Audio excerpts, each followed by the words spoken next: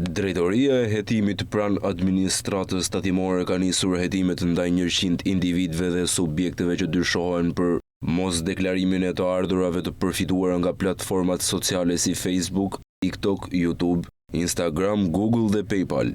Sipas verifikimeve paraprake dyshohet se vlera totale të ardhurave të padeklaruara kap shifrën e 33 milion eurove. Administrata tatimore ka njoftuar më datën 29 mars përmes rrjeteve sociale që individët dhe subjektet të përmbushin detyrimet ligjore nëpërmjet vetdeklarimit në Diva 2024.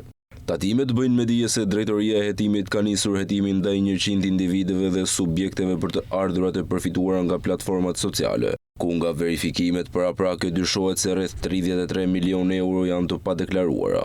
Administrata tatimore ka njoftuar në datën 29 mars përmes rrjeteve sociale që individët dhe subjektet të përmbushin detyrimet ligjore nëpërmjet vetdeklarimit në Diva 2024.